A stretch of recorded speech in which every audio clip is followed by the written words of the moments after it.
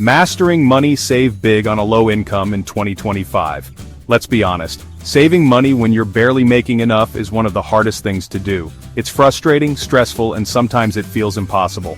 But here's the truth. Save money. No matter your income.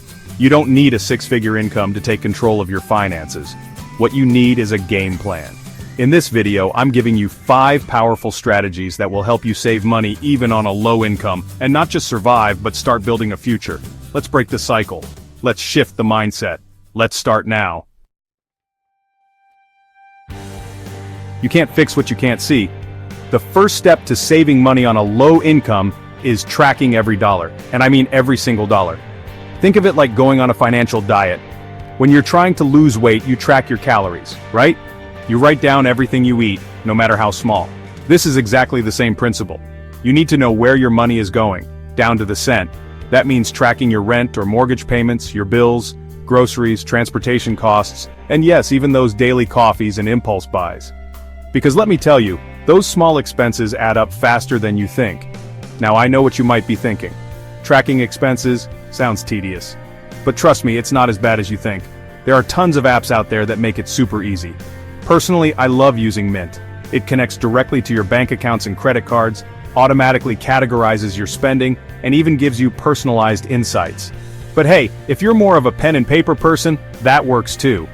The important thing is to find a system that works for you and stick with it. Consistency is key here. You've got to be honest with yourself about where your money is actually going. Once you start tracking, you'll be surprised by what you discover. You might find out you're spending way more on eating out than you realized.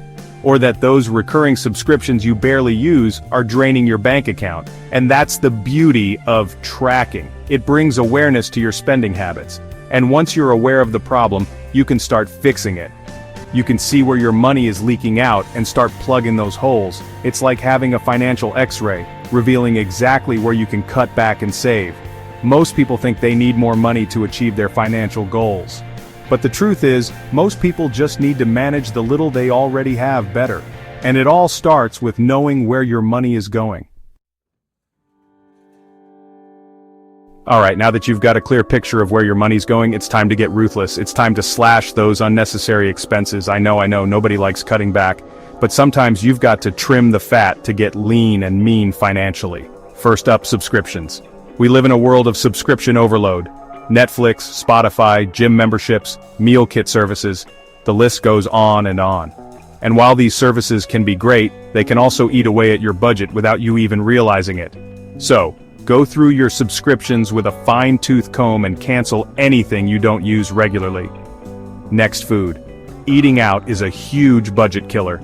Those $15 lunches and $20 takeout dinners might seem harmless at the time, but they add up fast. Challenge yourself to cook at home more often. Not only is it cheaper, but it's also healthier. And hey, you might even discover your hidden culinary talents. Another area where you can save big impulse buys. You know those random things you toss in your cart at the checkout line or order online without thinking twice? Yeah, those are dangerous. Before you buy anything, ask yourself, do I really need this? If the answer is no, walk away. Look, I get it, cutting back on things you enjoy can be tough. But here's the thing, it's not about deprivation, it's about prioritization. It's about making conscious choices with your money and deciding what's truly important to you. Do you want to be stuck in a cycle of living paycheck to paycheck, or do you want to achieve your financial goals and build a better future? The choice is yours. Chapter 3. Pay yourself first, the golden rule of saving. Now let's talk about one of the most important principles of personal finance, paying yourself first. This one rule, my friends, changed my life. It's simple, but it's incredibly powerful. Here's how it works. Every time you get paid, before you do anything else, take a portion of your income and set it aside in a savings account. And no, I don't care if it's just $5 or $10, every little bit counts. The key is to make it a non-negotiable expense. Treat it like a bill you have to pay because essentially, it is. You're paying your future self. Now I know what you might be thinking, but Graham, I can barely make ends meet as it is. How am I supposed to find extra money to save? And that's where getting creative comes in. Can you pick up a side hustle? Can you sell some stuff you no longer use? Can you cut back on your expenses even further? I guarantee you can find ways to free up some cash. And here's a pro tip. Automate your savings. Set up automatic transfers from your checking account to your savings account every payday. That way, you don't even have to think about it. The money just disappears before you have a chance to spend it. Remember, wealth isn't built by accident, it's built by habit. And paying yourself first is one of the most important habits you can develop. It's about taking control of your finances and making your money work for you instead of the other way around. Chapter 4. Level up your income, side hustles, and high-value skills. Now I know this video is about saving money, but here's the thing. Sometimes the best way to save more is to earn more. And in today's world, there are more opportunities than ever to boost your income, even if you're starting from scratch. One word: side hustles. The gig economy is booming, and there's no shortage of ways to make extra cash in your spare time. You could drive for Uber or Lyft, deliver food with DoorDash or Grubhub, or even walk dogs with Rover. But here's the key.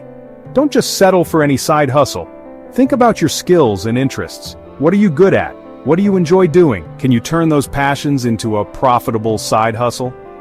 For example, if you're a people person, maybe you could start a pet sitting or house sitting business. If you're crafty, maybe you could sell your creations on Etsy. If you're a tech whiz, maybe you could offer freelance web design or social media management services. The possibilities are endless. And the best part is, many of these side hustles require little to no upfront investment. All you need is your time, your skills, and a little bit of hustle. But here's the thing, don't just focus on trading your time for money. While side hustles are great for a quick income boost, the real game changer is developing high-value skills that can increase your earning potential in the long run. Chapter 5. Dodge debt traps and master the art of smart spending. Let's talk about debt. Specifically, the kind of debt that keeps you trapped in a cycle of living paycheck to paycheck. I'm talking about credit card debt, payday loans, and those tempting buy now, pay later schemes. Listen, I'm not here to judge. We've all been there. But here's the truth. These types of debt are designed to keep you broke. They prey on people who are already struggling financially and charge exorbitant interest rates that make it nearly impossible to get ahead. So here's my advice. Avoid these debt traps like the plague. If you're struggling to make ends meet, the last thing you need is to dig yourself deeper into debt. Instead of relying on credit cards, focus on building up your savings so you have an emergency fund to fall back on. And when it comes to spending, adopt a buy what you need, not what you want mentality. Before you make a purchase, ask yourself, do I really need this or do I just want it? If it's the latter, walk away. Another great way to save money is to become a master of smart shopping. Look for deals, discounts, and coupons. Shop around and compare prices before you buy anything, and don't be afraid to buy used or refurbished items.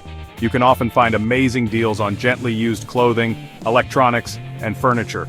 Remember, every dollar you don't spend is a dollar you can save or invest, and over time those small savings can add up to big financial wins.